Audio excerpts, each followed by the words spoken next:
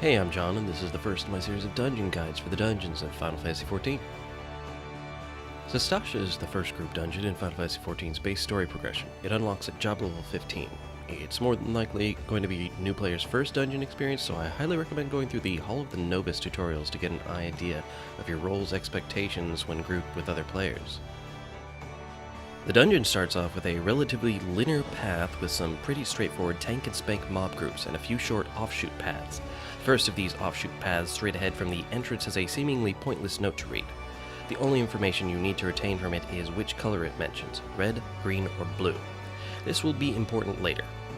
The second offshoot in the area where you cross the water on a stepping stone path just has a few extra mobs and a treasure chest, which usually contains potions of some sort. It's skippable if you avoid aggroing the mobs, but if not, enjoy a couple of consumables for a random member of your party. After crossing the water, you'll come to a dead end with several corals around the room, a blue one, a green one, and a red one. Interact with the coral that corresponds to the note you read earlier. If the incorrect coral is interacted with, then an ad will spawn. The person who touched the coral will be poisoned for a full minute, and you'll have to try a different coral. The poison can be cured by Yasuna, so it's not that bad. Once the correct coral has been tagged, interact with the inconspicuous switch in the back of this dead end to begin the first boss encounter, Chopper. Chopper is a straightforward boss. Tanks, keep his attention, melee, avoid scrappers, charged whisper AoE centered on himself, which can cause paralysis. Healers, keep your tank up and DPS when possible, and everything will go smoothly. Another non-divergent tunnel and a single group of mobs later and you'll arrive at the next boss, Captain Madison.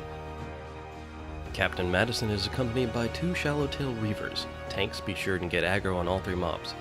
DPS, take out the Reavers, then focus on the boss. Healers, keep everyone in good health while assisting with DPS, and Captain Madison will flee further into the dungeon when his health is brought down sufficiently. The next segment of the dungeon is a little less linear than the previous. You'll come into an open storage area with crates and various pirated goods piled about. Head up the stairs to take out the two mob groups here, one of which will drop a captain's quarters key. Head south to the captain's quarters door flanked by two Shallowtail Reavers and use the key to go in. The Shallowtail Reaver inside will drop the Wave Rider gate key. Leave the captain's quarters and head west to open the Wave Rider gate door. After a short hallway run, you'll find yourself once again confronting Captain Madison. Captain Madison will once again have an entourage of two Shallowtail Reavers. As with the last encounter, take care of them first before moving on to the captain. However, this time, after his health drops below about half, he'll call 4 scurvy dogs. Tanks, be ready to pick up these ads. DPS and healers, be prepared for a little chaos if that doesn't happen immediately. Madison will flee again at about 25% health, leaving the party to clean up the dogs before moving on. Following Captain Madison leads to another open storage area. Stay on the south side, taking out all the mob groups on the way, and enter through the gates to the final boss encounter, Den the Orcatooth. Around the boss area, there are 4 floor gates labeled Unnatural Ripples. During the encounter, they will emote bubbles begin forming on the water's surface in chat, and splashes will be seen at one of the locations.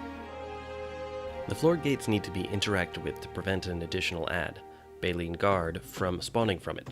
It would be best for a DPS to handle these gates, but if the healer has time, they can take care of it too. The tank should be prepared to pick up any ads that spawn, and healers should be prepared to heal anyone the ads thwack before the tank can get to them. And with that, you've completed Sastasha. Congrats! If this guide helped you out, leave me a like. If I've missed something important or something's not clear enough, leave questions in the comments. I'll be doing more of these in the near future, so see you next video, and good luck, have fun!